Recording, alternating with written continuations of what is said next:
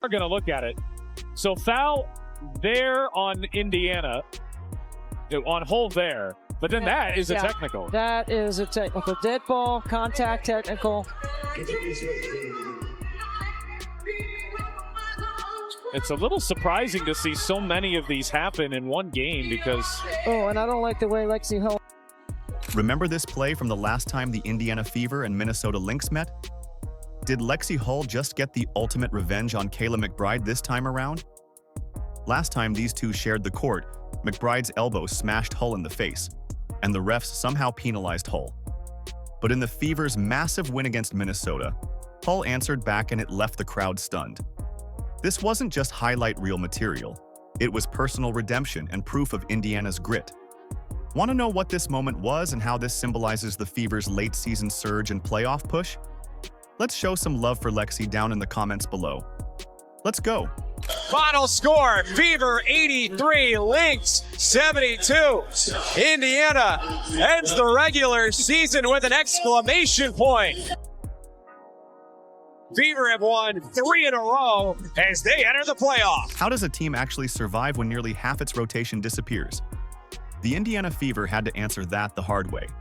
Game after game, players dropped to the injury report. Caitlin Clark, gone with a groin injury. Sophie Cunningham, sidelined by an MCL tear. Sydney Colson tore her ACL. Chloe Bibby's knee wouldn't hold up. Ari McDonald fractured her foot. That list alone could make up a strong starting group, yet all of them were suddenly stuck in street clothes. When you stack those absences together, you're left staring at one of the thinnest rosters in the league, and no amount of preseason planning could have helped Indiana prepare for that kind of collapse.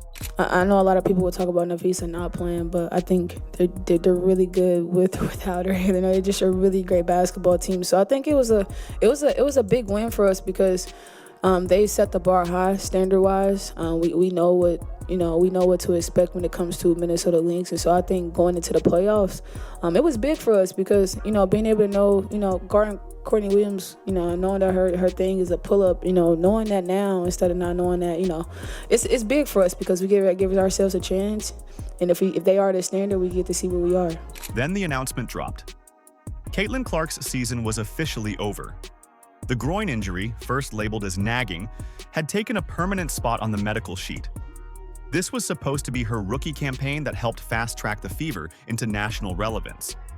Instead, it ended in a press release, not a playoff debut. That kind of news can crush the spirit of a team, especially one already leaning on her energy to push them through hard stretches. Emotionally, it pulled at not only the roster but the fan base watching from Indiana to Iowa. Clark wasn't just a ticket seller. She was the heartbeat of the season, and losing her was the clearest sign yet that the Fever's playoff ambitions could vanish just as quickly. Yeah, one of the things that I've been impressed with these guys since even the offseason, really, the ones that I was able to work out with in the offseason, is how hard they work. There's a work ethic and there's a work style. And to approach everything in the same way, to be so energetic, enthusiastic, and dedicated every day. And I felt that way in training camp too. There weren't any days where I had to bring that out of them. So I think it's the nature of the women that we brought into this organization to continue to just bust their butts and play hard. But while Clark cheered from the bench, someone else had to step into the void. That someone was Kelsey Mitchell. She didn't just score a little more, she became the centerpiece. She turned into the franchise's most productive scorer ever, surpassing even Tamika Catching's single-season numbers. For reference, she averaged more than 20 points per game across the season. 20 every night while carrying the ball handling duties, while defenses doubled her, while scout reports screamed her name at the top. Mitchell provided the offensive punch that kept the Fever's hopes alive when they should have flatlined. Kind of all the other things like offensive rebounding that she can do. Knocked away. Boston comes up with a steal. Here is Mitchell veering through the paint and lays it in. She's so quick, and especially when she gets out in the open floor, you'll see her coming down. The quick left to right crossover just gets by. I thought she was sprinting. I didn't think she was lumbering. It was a lumber sprint. Up for the big girl. Mitchell like a blur. That's a sprint. Aaliyah Boston handled the other side of that responsibility. Scoring a steady 15 a night while pulling down more than 8 rebounds over her last 10 games doesn't just show effort, it shows reliability. In a season choked by absences, she gave Indiana its anchor. Her ability to body bigger forwards, clear the glass, and keep possessions alive became the team's insurance policy. Whatever mess the lineups turned into, Boston was the stabilizer in the middle. She set a new team record for single-season rebounds, and you cannot underestimate how that steadiness kept the Fever's defense from fully collapsing. Only 8 teams have ever done that. 7 of them went on to win the title. As Boston gets free and lays it in. She will be on my first team. Boston in the paint, sneaks through 2 and lays it in. So ask yourself, after all that, could this team really still think about a playoff berth? By any logic, the answer should have been no. Yet that's not where the story stopped. Instead of folding, they turned every setback into motivation. The frustration, the constant roster changes, the referees, it all became fuel. Players who were supposed to be role fillers became nightly contributors. Hardship signings put up double-digit performances. Bench players claimed bigger minutes with pride. Fever dub with the MVP, okay? Bow, bow, bow! Hell yeah. You already know what it is. Dubs in the chat, you already know what it is. You already know what it is. Let's go to the playoffs with some momentum, baby. The turning point was clear. The Fever stopped seeing the injuries as a death sentence and started treating them as a rallying cry. That shift in perspective changed the way they played, and it reshaped the way fans viewed them. By the time the Minnesota Lynx came into the picture, the circumstances weren't the headline anymore. What mattered was their resilience, and how it set the stage for one of the most emotional wins of the season. Why did this win over Minnesota feel like more than just another game? Because it was. Indiana wasn't just finishing out the calendar, they were staring down a team that sat at the top of the standings and had been considered the gold standard of the league all year. This wasn't about pride, it was about survival in the playoff picture, and the Fever didn't blink. They came into the night already locked into the postseason, but with the chance to climb. Win, and depending on results elsewhere, the 6th seed was in play. That may not sound like much to a casual fan, but the difference matters. A higher seed means slightly more favorable matchups, a real chance to make noise, and proof you belong at the grown-ups table in the playoffs.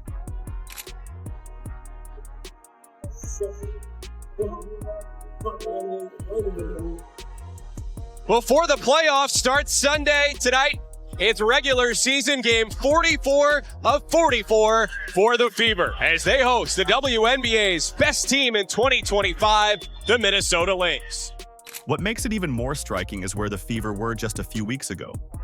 They had dropped 4 of their last 5, momentum gone, fan excitement cooling, and national chatter circling back to whether Caitlin Clark's absence had gutted whatever shot they had at steady progress. Teams in that spot often collapse. Instead, Indiana switched gears completely. They strung together 3 straight grind-out wins, each one a reflection of a roster that had found a way to redefine itself. The third of those was the Minnesota game, and it mattered because it came against a team nobody thought Indiana could handle at this stage. It'll be Alana Smith jumping it up against Aaliyah Boston. The ball is tipped, and it's time to hoop at Indy. A 10-0 run to start this game for Indiana, and Minnesota wants a timeout. Powers up top, tees it up, 3. It's good! Energy! Kicks it out, Powers. You bet!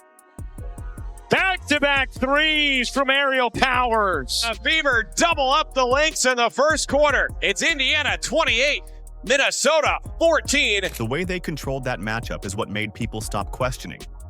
From the opening tip, the Fever looked like they had a plan and the confidence to execute. A 10-0 run in the first quarter signaled that they weren't just hanging around. They were dictating pace. By halftime, they'd built a double-digit cushion and never once looked shaky about losing it. Minnesota tried to find a rhythm, but cold shooting mixed with Indiana's pressure defense turned possessions into wasted trips. The Lynx managed only 2 made threes out of 20 attempts, and every miss seemed to reinforce the sense that this was Indiana's night. Indiana is 4 for 4 from three-point range. Mitchell connects on a 3. Sims leaning jumper is good. Kelsey driving left, puts it in off the backboard. Will to it for the first half. Indiana shoots 58% from the floor. Part of the story was the unlikely sources of production. Odyssey Sims, who came in as a hardship signing not long ago, finished with 15 points. That's not just filling space. It's coming off the bench and playing like someone determined to prove she still belongs at this level. Then there was Aerial Powers. With the Fever's lead threatened in the second half, she buried back-to-back threes that swung momentum firmly back to Indiana. That sequence changed the pace of the game. It wasn't just 6 points, it was the gut punch that reminded the Lynx this night wouldn't be theirs. Mitchell, open three. It's good. You can. Kelsey Mitchell is a hooper. Passes Dantas left corner three. Bullseye. Shot clock. Boston left block. Makes it in. Natasha Howard deserves as much credit for that dominance as anyone. Her presence on both ends was felt every stretch she played. Rebounding, switching on defense, hitting shots when possessions stalled. She covered all those gaps that show up when a team is missing half its roster. Indiana's bench, the same bench people dismissed earlier in the year, became the glue that kept energy consistent. Instead of being overwhelmed by Minnesota's reputation, they looked like the deeper team. That's where the numbers start to underscore the moment. Indiana now sits at 24 wins against 20 losses. That record means something because it's the first time since 2015 the franchise has finished with a winning mark. 9 years of false starts, wasted opportunities, and rebuilds that never took hold. And now they finally look like the pieces are snapping into place. That kind of milestone isn't about celebrating mediocrity, it's about recognizing that a cultural reset has happened. The players know it, the coach knows it, the fans who kept showing up in Indianapolis all year know it.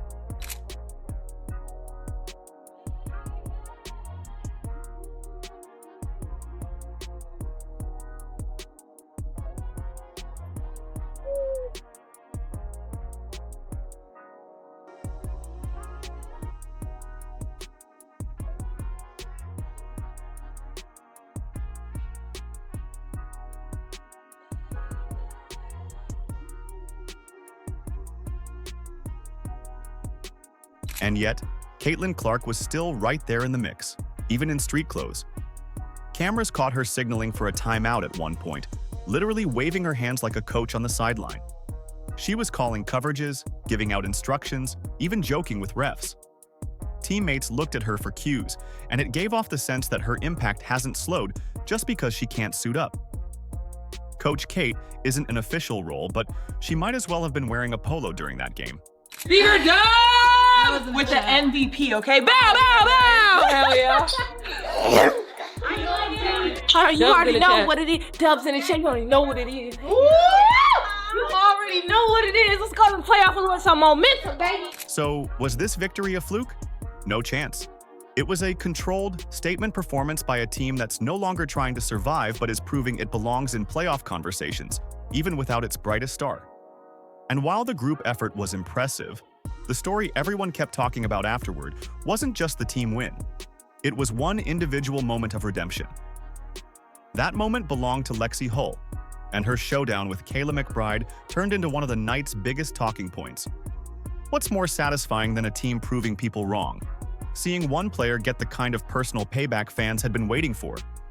For Lexie Hull, that moment came the second she stepped on the floor against Minnesota. Just weeks earlier, she'd been on the receiving end of Kayla McBride's elbow to the face.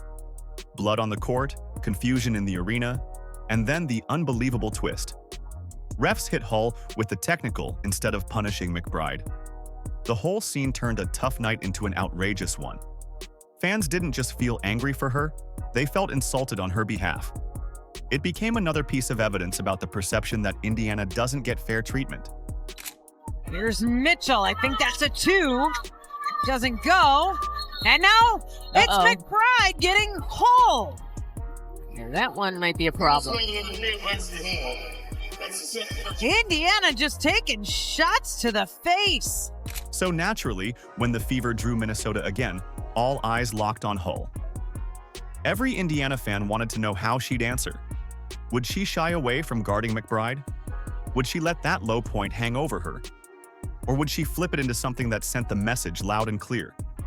The demand for some kind of justice hung over the game before the opening tip. This wasn't just another matchup. It was a test of character. Tonight for Indiana, but then Bolton gives it right back, and Howard cashes in.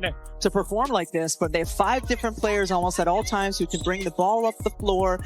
Usually 4 or 5 were adept at making shots from deep. I mean, you just saw a big there creating her own look as well from Natasha Howard. Career high in terms of her field goal percentage, and you see her here, the little spin to the middle. That's a tough shot. The responsibility on Hull already had jumped because of the roster chaos. With Sophie Cunningham down, she was suddenly the team's only healthy wing. That meant heavy minutes, more shots, and less margin for error. In the previous Minnesota game alone, she played close to 40 minutes while scoring 23 points, her best performance yet in a Fever uniform. She didn't look like a fill-in anymore. She looked like a central piece. And the confidence showed in every drive, every jumper, every defensive rotation. She had built up all the momentum she needed before the moment actually arrived. The Minnesota team is only accustomed to watching all season long. Now, one thing to know. Vegas currently is a 3, but if they win out, they will be the 6.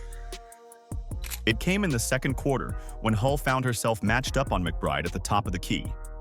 One quick dribble to her left, a hesitation that sent McBride lunging. Her balance disappeared, her legs tangled, and the league's cameras captured what everyone in the arena instantly recognized. Kayla McBride had just been dropped and looked like her ankles took the brunt of it. The crowd roared, and within minutes, the clip exploded across social media. Indiana fans called it karma. Neutral fans called it hilarious. To Hull, it was just basketball, but to everyone watching, it was bigger than that. The reaction inside the building was electric. Teammates jumped out of their seats. Fans leaned forward, realizing they were witnessing payback in real time. That crossover wasn't revenge for an elbow. It was justice written out between 2 players in motion. Everyone who had been disgusted by that earlier technical foul now had a new clip to point to. Instead of being the victim, Hull flipped the script and humiliated the same opponent who'd left her bloodied. One of those players who is messy, and she's on your team, you love her, and if she's on the other team, she's just annoying.